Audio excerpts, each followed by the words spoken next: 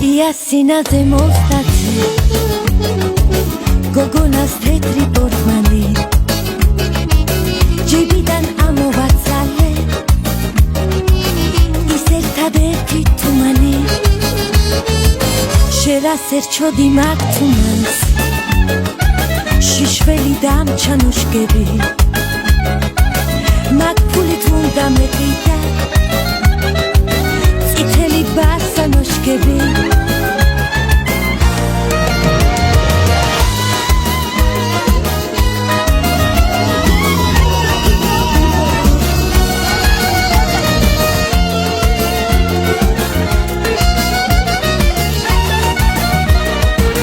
მაღაზიაში წასულსა